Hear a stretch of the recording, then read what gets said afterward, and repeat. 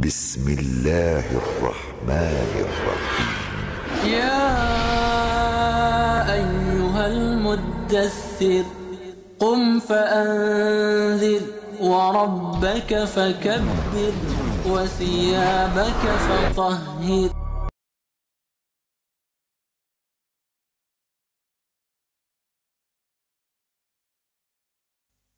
Assalamualaikum warahmatullahi wabarakatuh.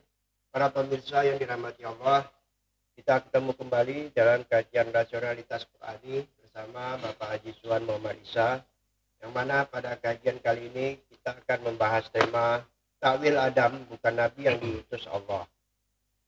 Selama ini kita meyakini bahwa Adam adalah Nabi sebagaimana Nuh, Ibrahim, Ismail, dan lain-lain yang diutus oleh Allah untuk kaum atau umatnya. Bahkan dalam pelajaran kita diwajibkan untuk mengimaninya karena dimasukkan ke dalam kelompok 25 nabi-nabi. Bagaimana pandangan rasionalitas Qur'ani terhadap hal ini, Pak Iswan? Terima kasih, Ajul. Assalamualaikum warahmatullahi wabarakatuh. Alhamdulillah, kita sudah sampai pada tema 146, Pak Ajul ya.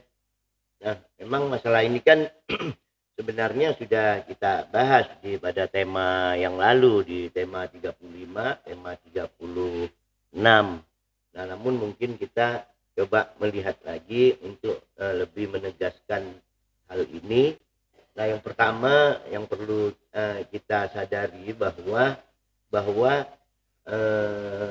kelompok dari 25 nabi itu ya, kelompok dari 25 nabi itu yang kita kenal sekarang ini bukan informasi atau ketetapan dari Al-Quran maupun hadis, tapi pendapat sebagian daripada ulama-ulama masa lalu. Itu yang pertama. Yang kedua, dari berbagai takwil yang telah saya sampaikan kemarin, bahwa perkembangan manusia, kan kita udah tahu bahwa sejak daripada penciptaan alam semesta, sejak timbulnya al-bashar, ditiupkannya roh menjadi Adam dan seterusnya, itu tidak ada informasi bahwa adanya Adam ini diutus oleh Allah untuk menyampaikan pesan-pesan, apalagi pesan-pesan yang namanya risalat dan nubuat. Jadi Adam adalah salah satu perkembangan entitas kehidupan yang awalnya Adam ini bahkan baru diajarkan bagaimana memahami tanda-tanda untuk pembentukan bahasa gitu. Nah, itu yang kedua. Yang ketiga, kita juga sudah membuktikan bahwa Adam itu adalah kelompok. Jadi Adam ini ada kelompok yang merupakan lanjutan dari tahap-tahap perkembangan manusia dari al-bashar menuju al-insan, seperti yang sudah kita katakan kemarin.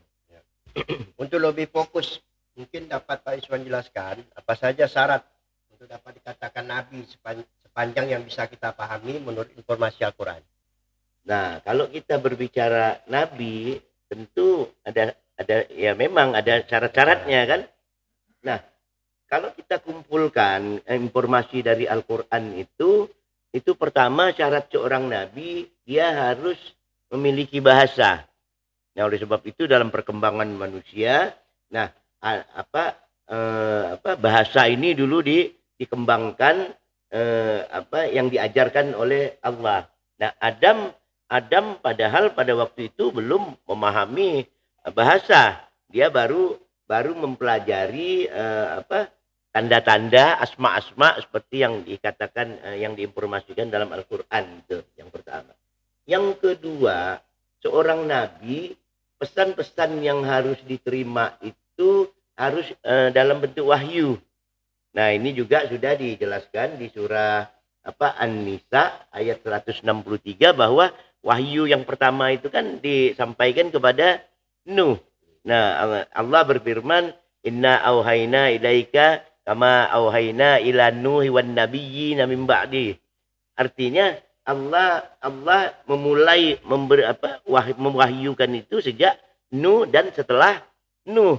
Nah, sedangkan Adam ya sebelum Nuh gitu. Nah, ini yang apa? Yang kedua. Yang ketiga, seorang nabi harus memiliki umat, harus memiliki kaum, di mana di kaum itu dia menyampaikan pesan-pesannya. Nah, kita tahu juga Adam, di dalam konteks Adam, kita tidak pernah mengenal Adam memiliki kaum. Kita hanya mengenal zuriat, misalnya kan keturunan, bani, tapi dia tidak memiliki kaum yang harus yang harus diajaknya untuk memahami pesan-pesan Tuhan gitu. Nah, itu yang ketiga. Yang keempat, seorang nabi harus menyampaikan, harus meninggalkan atau memberi nasihat. Misalnya kan memberi nasihat. Kan setiap nabi kita tahu tuh punya umat, menyampaikan. Nah, Adam tidak ada meninggalkan pesan-pesan sama sekali. Bahkan apalagi kalau kita lihat pesan-pesan yang bersifat risalat ataupun nubuat. Bagaimana dengan ayat yang menyatakan bahwa Allah memilih Adam? Apakah ini tidak dapat kita jadikan dasar bahwa Adam itu seorang nabi? Nah, kalau itu kan di surah Ali Imran ayat 133.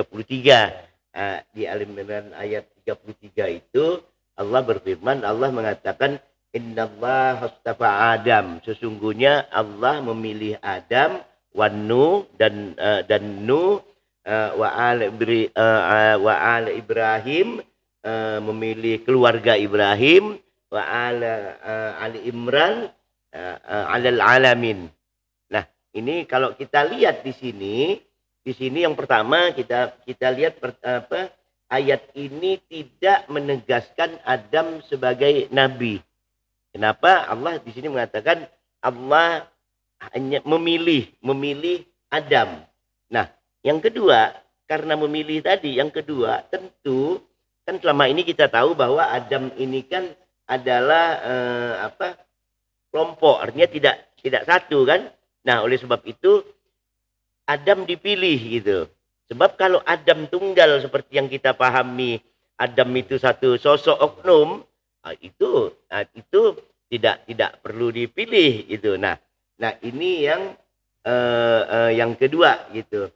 Nah, yang ketiga, kalau kita lihat yang dipilih lanjutan ayat itu kan Allah menyebut Nuh.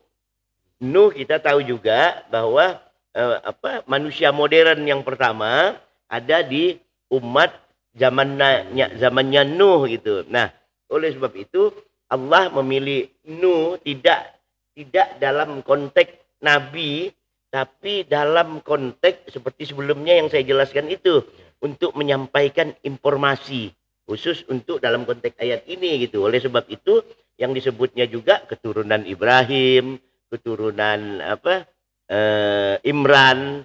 Nah, Allah tidak menyebut yang dipilihnya itu sebagai nabi itu. Kalau Allah maksudnya sebagai nabi kan Allah sebut memilih Ibrahim, karena Ibrahim dan Nuh ini kan nabi. Nah, tapi dalam konteks ini Allah tidak mengatakan Ibrahim, tapi dikatakan keturunan. Jadi kalau kita lihat ayat ini, jadi sebenarnya ayat ini Allah menunjukkan bahwa adanya keturunan yang berbeda, kelompok-kelompok yang berbeda. Oleh sebab itu kalau kita lihat di ayat selanjutnya di surah itu, kita lihat Allah mengatakan dzurriyyatan ba'duha min ba'din. Itu sebagai keturunan antara satu dengan yang lainnya gitu. Nah, di sini Allah ingin menegaskan bahwa ada keturunan dari kelompok satu dengan kelompok lainnya. Nah, ini yang disampaikan oleh Allah dalam Al-Qur'an. Ada yang berpendapat bahwa nabi itu untuk dirinya sendiri, sedangkan rasul membawa berita untuk disampaikan kepada umat. Atas dasar inilah Adam dikatakan seorang nabi. Bagaimana pandangan rasionalitas Qur'ani, Pak Sohan? Nah, kalau itu yang pertama, yang jelas yang pertama Allah tidak pernah mengatakan bahwa tidak pernah memberi informasi firman bahwa nabi itu hanya gunanya untuk dirinya sendiri gitu. Itu tidak pernah. Nah, untuk lebih menegaskan lagi, mungkin pertama kita harus melihat misalnya apa yang disampaikan di surah Al-Baqarah. Itu ada di ayat 200 surah Al-Baqarah 213. Di situ Allah mengatakan kanan nasu ummatan wahidatan. Dulu itu kelompok manusia itu sama, kata Allah, dalam satu umat. Jadi kelompok yang sama. Terus Allah mengatakan wa ba'atsallahu an-nabiyyina mubashshirina wa munzirin. Terus Allah mengirimkan, Allah mengutus, Allah membangkitkan, mengutus nabi-nabi. Nah, di sini Allah menggunakan istilah nabi-nabi, yaitu untuk apa? Untuk mubasyirin, memberi kabar gembira dan memberi peringatan. Jadi nabi ini tugasnya memberi kabar gembira dan peringatan. Jadi tidak ada kata bahwa nabi ini untuk keperluan dirinya sendiri gitu. Nah, itu. Nah, kita lihat lagi misalnya di surah An-Nisa ayat 165. Di situ Allah mengatakan rusulan mubashirina wa munzirina, bahwa rasul itu memberikan kabar gembira dan peringatan supaya agar li alla yakuna linnasi 'ala Allahi hujjatan ba'da rusul. Artinya agar tidak ada alasan lagi manusia untuk membantah Allah sesudah diutusnya rasul-rasul. Jadi sangat jelas dari kedua ayat ini, bahwa tugas fungsi Nabi jelas kalau kita lihat memberikan pertama kabar gembira, yang kedua memberi peringatan. Jadi tidak ada alasan kita untuk mengatakan bahwa Nabi itu hanya untuk diri sendiri. Gitu. Kalau sama-sama membawa kabar gembira dan peringatan, lalu apa bedanya antara Nabi dan Rasul? Nah, kalau kan Nabi kan tadi membawa kabar gembira dan peringatan. Nah, Rasul juga katanya sama kan, membawa kabar gembira dan peringatan gitu. Nah, kemarin kita sudah menjelaskan bahwa Nabi itu membawa kabar gembira dan peringatan mengenai hukum-hukum wujud, mengenai informasi-informasi, hukum-hukum wujud, objektivitas daripada Allah yang kita kenal. Kemarin kita pernah bahas dengan Ar-Rahman gitu kan. Nah, sedangkan Rasul ini membawa kabar gembira berasal yang bersumber dari hukum-hukum subjektivitas Allah. Nah, disinilah kita mengenal, atau lebih gampang contohnya, ada alam ini prosesnya dengan segala macamnya ini dibawa informasinya, tugasnya Nabi. Ada yang peringatan ini dari petunjuk, ibaratnya subjektivitas Allah. Nah, inilah namanya Rasul. Nah, oleh sebab itulah kita kenal dalam bentuk wahyu. Informasi ini ada dua jenis. Pertama, kita kenal dengan bentuknya nubuat, yaitu yang disampaikan oleh Nabi, yang berasal kata, kemarin sudah kita bahas kan, berasal dari kata naba'a. Nah, sedangkan hal-hal yang bersifat risalat, nah ini yang dibawa oleh Rasul. Nah, dari sini juga kita bisa memahami Nabi itu membawa informasi yang namanya Alkitab, sedangkan Rasul membawa informasi yang dapat digolongkan dengan Al-Quran. Nah, jadi ini kaitannya Nabi, lagi tadi itu Rasul, terus ada subjektivitas Allah, objektivitas Allah, terus ada kelompok juga jenis wahyu yang namanya Alkitab dan yang namanya Al-Quran.